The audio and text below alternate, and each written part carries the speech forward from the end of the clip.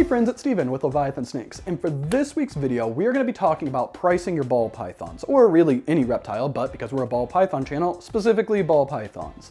Now, when we get into this, we're going to talk about several different popular strategies when it comes to setting your prices. But we're not just going to talk about the strategy, we also want to talk about the implications that the strategy has. If you are racing to the bottom and you are undercutting everybody else on MorphMarket, what does that say about your brand? What kind of customers is that going to attract to you? And ultimately, how is that going to hurt or help your reputation? And that's not just the only one. What's going to happen if you way overprice the market? Anyways, all of these different things that we want to talk about in this video. But before we get to that, we need to say a quick shout out to our good friend Brandon Nixon, because this video was his idea. We were talking about pricing animals, we were talking about sales, and overall we just thought that it'd be a really good idea. But just in case you don't know, Brandon has an amazing YouTube channel himself. He has some of the best videography in the entire industry. So this right here is a challenge to you, Brandon. We want to see what you think about pricing animals as well. So we're waiting for that reaction video, response video, something like that. We want to hear what your thoughts are. Anyways, now that we got all that out of the way, let's jump into the video. The very first strategy that I want to talk about is matching the market. So when I say matching the market, this is finding what is the price of a combination of genes or the price of a morph, and without having a big name attached to them, what are most people setting their prices at? And maybe most people isn't the right word, or maybe not the right approach, because that's not really how we do it. We're not looking at the majority of prices across all of MorphMarket for it. Instead, when we are doing this, when we are trying to match the market, what we are doing is we are going to MorphMarket, we are typing in the exact combination of genes. And as long as there are various different animals that have those exact combination of genes from various different breeders, we are going to sort by least expensive. And when we go by least expensive, what we're looking for is not the lowest price, because while the lowest price might technically be the market price if somebody were to buy something on the open market, we think that what happens often is that people who don't have a very big brand will undercut each other, and we don't want to contribute to the problem of quickly falling prices for a project. So instead, when we are trying to match the market, we aren't looking for the lowest price because we're not trying to attract the customers who are only caring about the lowest price. Instead, we are looking at the point where there are 3, 4, or maybe 5 different separate breeders, not just one breeder, but 3, 4, or 5 separate breeders, separate animals on MorphMarket, and what is the price of that kind of point? Like, what's the average price if we were looking at clown pieds, where you are starting to see 3, 4, 5 different breeders all having the same price for the same combination. And in our opinion, the lowest price where that's happening, that is the actual market value of that combination. So if you decide to price your animals in line with the market, what's going to end up happening is if somebody sorts for that combination of genes with the lowest price, you're not going to show up first. You're going to sacrifice losing out on being the very first thing that they see, and instead you will hopefully be somewhere on the first page, because most of the time you're not that far away from the bottom if you're doing it like this. But you aren't trying to attract the person who only cares about getting the cheapest, best deal, if that makes sense. In addition to that, you are providing an animal for the price that they could get it from several other breeders. And because of this, you have competition for it, because you know when you were setting your price, there were other breeders at that exact same price point as you, and there was probably breeders who were cheaper than you. So when you are setting your animal at this, you are deciding that you are okay if somebody doesn't buy from you right away. And with that, you are also saying that you are willing to wait and hold on to the animal until you find the perfect buyer that fits you. And this doesn't say that somebody who's looking to get the best possible deal is a bad buyer, but in my opinion, I feel that the people who are strictly looking at price as their determining factor often are much more work when it actually comes to the customer service than the person who is buying from you because they know you and they like you and they trust you. So that's the flip side on this, is if you are going to be matching the market, you're gonna be setting a market price, you have to be doing work, probably on social media or at a show, to market yourself, get people connected to you, so that way when they are wanting to buy an animal from you and they see this exact animal, whichever one you have posted up, for the market price, they know that they are getting pretty much the best deal that they possibly can, so they want to support you rather than going to somebody else because they know you. So when it comes to matching the market price, you need to market yourself. You are trying to make sure you're finding the right customers, and because you're trying to find the right customers, not necessarily the very first customer, you are also being prepared to hold on to the animals a little bit longer than just trying to get it out of your racks and get it out of your home, shop, anything like that as quickly as possible.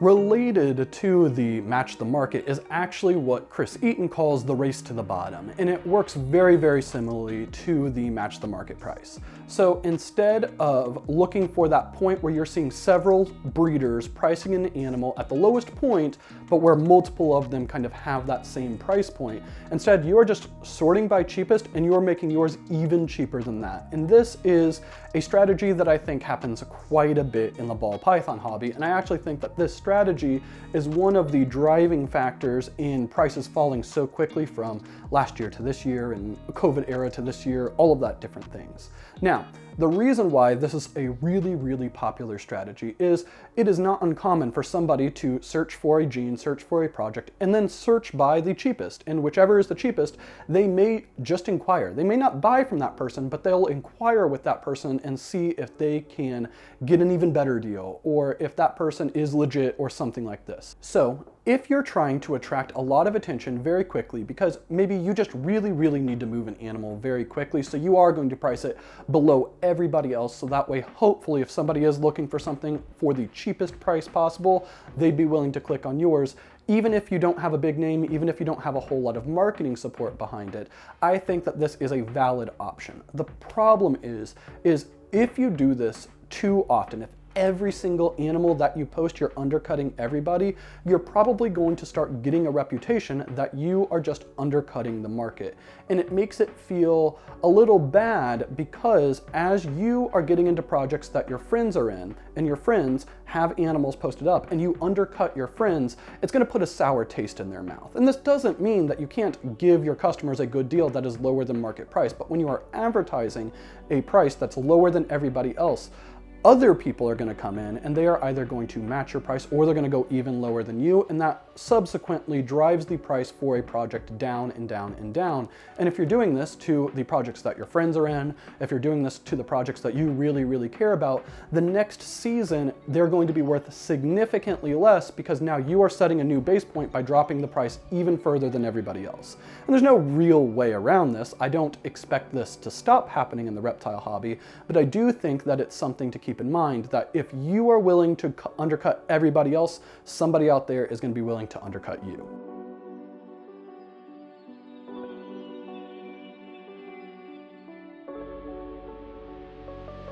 The next strategy that I want to talk about is actually probably my favorite, and it is the not for sale price. So the not for sale price is that you have an animal that is realistically a holdback. Like, you don't actually want to sell that animal. And because you don't want to sell that animal, what that means is you already have a buyer for that animal, and it's yourself. And because you are willing to hold on to that animal until it becomes an adult and you're willing to breed that animal, you can set pretty much whatever price that you want. So if you have an animal, let's say that in general, if you were wanting to sell the animal, it would be worth $5,000, but it's the only one you have, and you know that you are not going to have another shot to make that animal for an entire year. So while you would sell it if the price was right, you really don't want to, and you would rather hold on to it. Even though the market value is $5,000, you could very, very easily set it as $7,500, and you're perfectly fine not to sell that animal. And in fact, when you have the price this high, you will probably attract attention in a different kind of style than the race to the bottom, because as people see an animal that is considerably higher than the rest of the market, they're probably going to click on it, and they're probably going to see why. And maybe it's because it's an amazing example of that combination of genes and that the quality really is there. And there are people out there that are genuinely willing to spend significantly more than the market price for the perfect example of a morph. And we talk about this quite a bit in the ball python hobby, though I don't think it happens a whole lot in the ball python hobby. I personally believe that you can line breed the examples of a morph, and it just doesn't really happen that much because we have so many different genes to work with. So rather than line breeding a really, really good example, for the most part, people will just find whatever morph kind of fits their project and they'll just work with that because it's good enough. But if you have an absolutely amazing, incredible sunset and you are 100% planning on holding it back, but you would sell it if somebody offered you the right price for it, go ahead and price it at a not for sale price. And it doesn't actually say not for sale, but this is a price where you are essentially saying, this is my holdback, I don't want to sell it, but if somebody's willing to offer this price, I would let them go and I'd probably be mad about it. Anyways, I really like the not for sale price, but there is one negative to the not for sale price. And that is if you do the not for sale price a lot, if all of your animals are the not for sale price, what's going to end up happening is as people come to your store on MorphMarket or they see your ads just in general on the MorphMarket feed, they will feel that you are overpricing all of your animals, and therefore what will end up happening is once you get that reputation that you just overprice your animals, especially if there's not like a good strong brand that's behind it, people will stop paying attention to your animals anyway because you will get the reputation that you overprice everything. So because of this, I personally really like the not for sale price, but I don't think you should do it on everything. I think that you should be sparing and you should only do it on the things that are genuinely holdbacks that you really do not want to sell.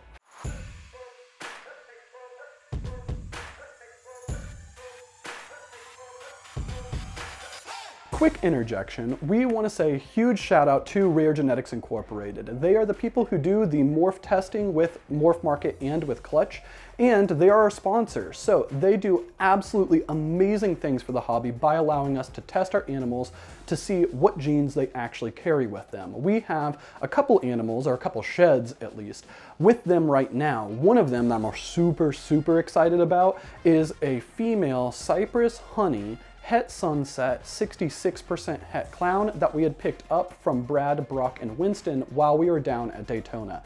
And if she proves out to be 100% double Het, I'm gonna be over the freaking moon. And it's a really cool feeling. In case you haven't gotten anything tested, when you get the results back and they're positive, it's like, it feels like you won the lottery. It doesn't really matter what the gene is, whatever POS gene comes back as positive, it feels really good and you definitely should check it out. Anyways, their links are down below, so check them out and let's jump back into this video.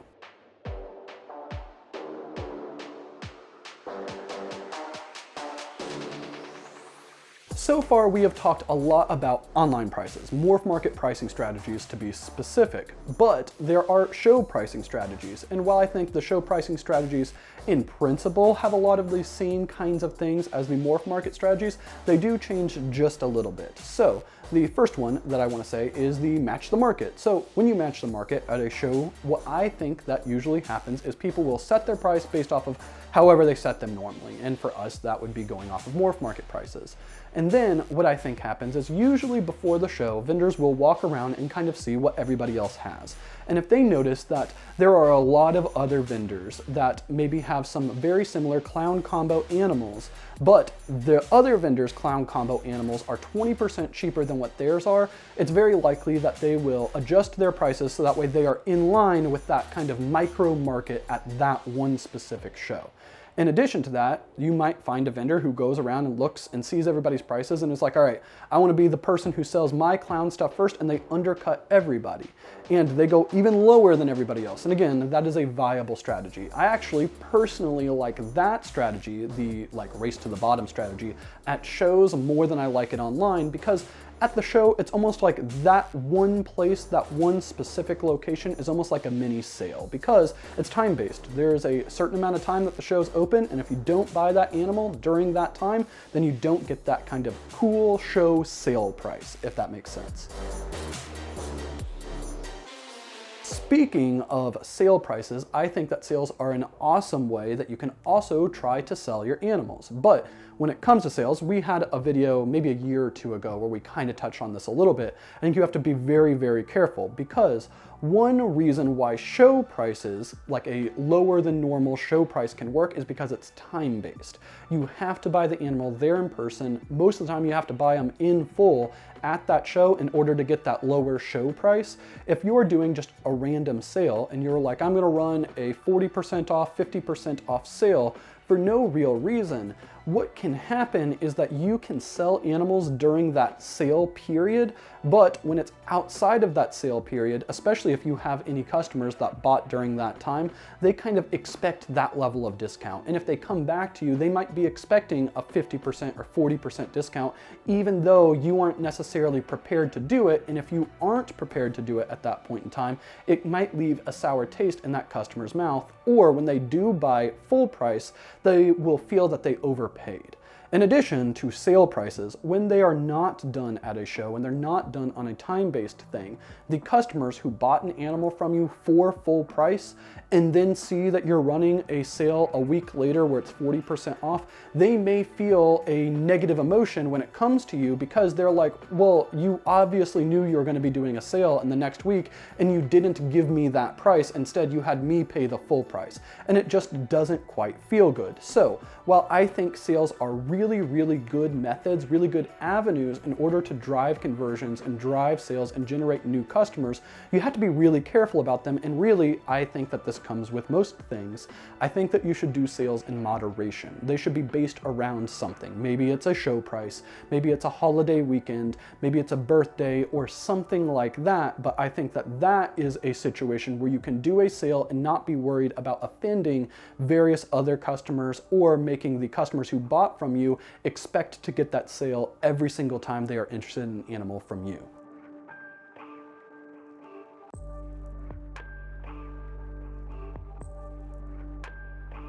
Personally, what I like better than sales are specific discounts and specific coupons for individual customers. And I think that Royal Constrictor Designs does this really well. If you sign up for their email list, periodically they will send out a 40% off coupon for people to use who are signed up for their email list. And I like this way better than just simply having a 40% off site-wide sale because it gives some level of ownership, some level of connection to that individual customer and the business. So when it comes to us, I really like the idea of rewarding repeat customers. Because if we have a customer who had bought an animal from us and they come back, we want to nurture that relationship. We want to build that loyalty. We want to show them that they are more important to us than one individual sale and that we want to build that lifetime relationship, that lifetime partnership together. And because of that, we want to make sure that the people who are already supporting us are getting even better deals. In addition, this is also a situation where it comes in when people reach out to us before we actually post animals to MorphMarket. That makes our lives so much easier. And I really like giving that pre-established discount to people who see an animal on a YouTube video or see an animal hatch out on Instagram. They're like, hey, if you get this, I want it. And we're like 100%. It helps us out so much because we don't have to worry about finding a customer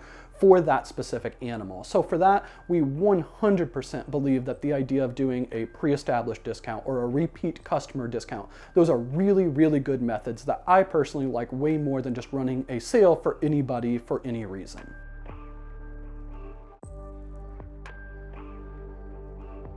Next one is wholesale pricing. So when it comes to wholesale pricing, lots of people probably are aware of what wholesale is, but I think that especially when it's your very first clutches or your very first time dealing with wholesale, you know that you are not getting the full market value. And most of the time, your wholesale animals are not very expensive to begin with. They're the animals that are like $100 to $200-ish. Maybe some people go up to like $300 or $400, but I personally feel like that there's enough value there to sell them retail at $300, $400, even the $200 level. But when we're going down to like lower than the $100 level, that's the point where it's like, okay, we don't do a whole lot of shows, and those types of animals, the sub $100 animals, they sell way better at a local show than they're going to sell on MorphMarket. And because of that, when it gets towards the end of the season, we know we're not going to have any more shows coming up. That's the situation where we would be like, yeah, 100% we're down to wholesale these various animals. So when you are looking at your wholesale price, you have to understand that you are not necessarily selling to the end customer. Probably most situations you're not selling to the end customer. Instead, you're selling to another breeder, you're selling to another business, and that business is going to take the animal that they bought from you and they are going to attempt to sell at retail.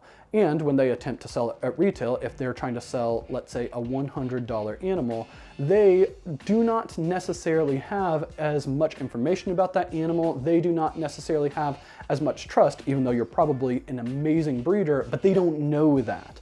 So because of that, they're taking on more risk than just selling an animal that they bred themselves. Taking all of these things into consideration, a $100 animal, if they're trying to sell, a wholesaler is trying to sell at retail, they might not actually want to price it at $100 because that's the fair market value. And again, they don't know all of that information about the animal. They don't necessarily know you as a breeder as well as they would know themselves. So because of this, they may not try to sell it at $100, they might try to sell it at $80. And because they're trying to sell it at $80, and they might still have some level of negotiation in there, they can't pay $80 for a $100 animal. They can't probably pay $60 for an animal that they're planning on selling for $80. I think in most situations, they're probably going to offer, if you can get 50% of what they're going to sell it for, it's a pretty good deal, but you're probably looking at a little bit less than that. If it's an $80 animal, I would imagine if you can get $40 for it wholesale, you're probably in a good situation, but they might say that they'd be willing to give you 30 or something like that. And again, it might seem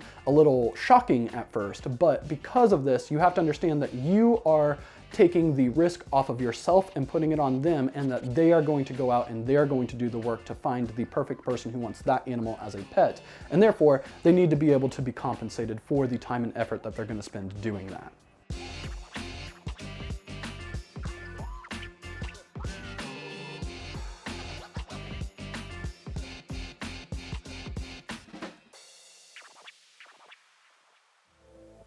The last one that I want to talk about comes not so much from the seller's perspective, but it actually comes from the buyer's perspective. And this is what I want to call the networking price. So it is really, really good advice that I've heard multiple times, that if you are wanting to establish a relationship with a breeder in the hobby, it is really good practice to initiate that relationship by reaching out to them for an animal that you want to buy that they have.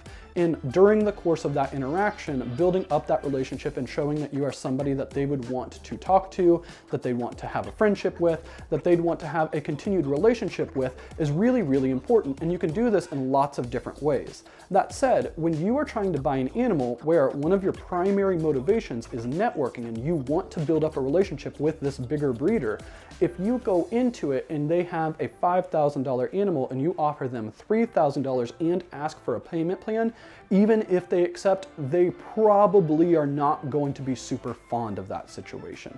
They may accept the deal, though I probably wouldn't in that situation, but it is going to kind of put a sour taste in their mouth because they're going to view it that you were coming in just trying to get as best of deal as possible. And if you're thinking about this from a networking perspective, you are essentially trying to make friends.